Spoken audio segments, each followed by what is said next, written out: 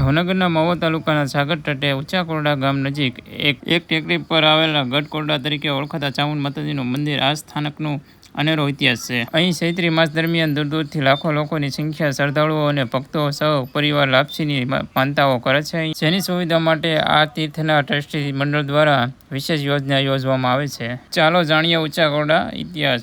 લોકવાયકા પ્રમાણે વર્ષો પહેલા મારવાડમાં રહેતા જસાભીલ અને તેમના પત્ની વાલબાઈ કુળદેવી ચામુંડમાની ભક્તિભાવથી આરાધના અને પૂજા કરતા. એમની ભક્તિ અને શ્રદ્ધાથી પ્રસન્ન થઈ માતાજી જહાજી ભીલ સાથે વરણે વાતો કરતા. સમય જતા મારવાડની ધરતી પર 3 વર્ષ સુધી દુકાળ પડતા ત્યારે જહાજી ભીલને માલઢોરની ચિંતા થવા લાગી. એટલે તેને માતાજીની પ્રાર્થના કરી. પ્રાર્થના સાંભળીને જહાજી ભીલને માતાજીએ કાઠિયાવાડની ધરતી પર દરિયા બાજુ જવાનું કહ્યું. ત્યારે જહાજી ભીલ મારવાડમાંથી નીકળીને કાઠિયાવાડની ધરતી પર ગઢ કોરડા આવ્યા. અહીં આવીને જહાજી ભીલ આ સ્થાનકે નિત્ય પૂજા કરવા લાગ્યા. જહાજી ભીલને શેર માટેની ખોટ હતી એટલે માતાજીએ તેમની ભક્તિભાવથી પ્રસન્ન થઈને પુત્રની પ્રાપ્તિની આશીર્વાદ આપ્યા. સમય જતાં તેમના પત્નીને સારા દિવસો જવા લાગ્યા અને પુત્રના પ્રાપ્ત જન્મ પહેલાં તે જસાભીલનું અવસાન થાય છે. અને સમય જતાં તેમના ઘરે પુત્રનો જન્મ થાય છે અને તેમનું નામ માતાજીના આશીર્વાદથી કાળિયો ભીલ રાખવામાં આવે છે. અને પુત્રના જન્મ પછી તે જહાજી ભીલના પત્નીનું પણ અવસાન થાય છે. આ સમયે કુળની દેવી ચામુંડા સ્વયં આવીને કાળિયા ભીલને લઈ જાય છે અને તેને અમીર આહીરના નેરડે મૂકી આવે છે. અને અમીર આહીર આશરાના ધર્મના પાલન કરીને કાળિયા ભીલને મોટો કરે છે. નાનપણથી જ માં ચામુંડા કાળિયા ભીલની સાથે વેણે વાતું કરે છે અને ડગલે ને પગલે માતાજી તેનું રક્ષણ કરે છે.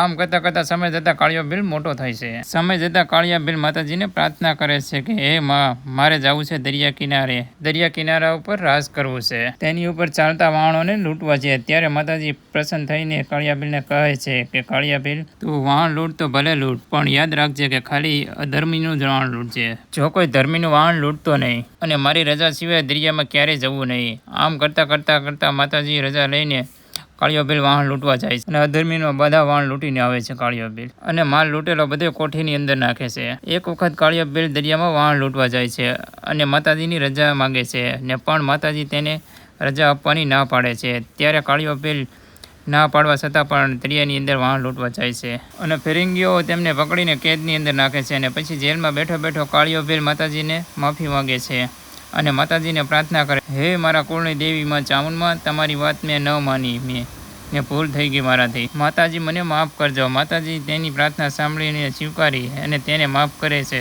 અને કાળિયા ભીલને ફિરંગીના કેદમાંથી છોડાવે છે. અને પછી કાળિયા ભીલને હંમેશાના માટે વાહન લૂંટવાનું છોડી દે છે. આજની તારીખની અંદર ઊંચા કોરડા કાળિયા ભીલના કોઠા હાલમાં જોવા મળે છે હજી. અને આના લોકેશનની વાત કરું તો ભાવનગરથી ઊંચા કોરડા 80 કિલોમીટર થાય છે. મહુવાથી ખાલી 25 કિલોમીટર અંતરે આવેલું છે. અને ઊંચા કોરડા ચૈત્રી માસના ચૈત્ર મહિનાની પૂનમની અંદર અહીંયા ભવ્ય લોક ડાયરો અને ભવ્ય મેળો હોય છે અહીંયા. અને એમ કહેવામાં આવે છે કે ખાંડિયો તુલસી 15 દિવસ ઊંચા કોરડા અને 15 દિવસ ચોટીલા હોય છે. અને આ તો શ્રી ચામુંડમાનો ઇતિહાસ. અને વધુ માહિતી માટે આપણે આઈડીને સબસ્ક્રાઈબ કરતા રહેજો બધા. આ છે ઊંચા કોરડા બીચ, દરિયા કિનારો. અને અહીંયા ભવ્ય લોક ડાયરો અને ભવ્ય મેળો હોય છે અહીંયા ચામુંડમાના સાનિધ્યને ચૈત્રી પૂનમના દિવસે.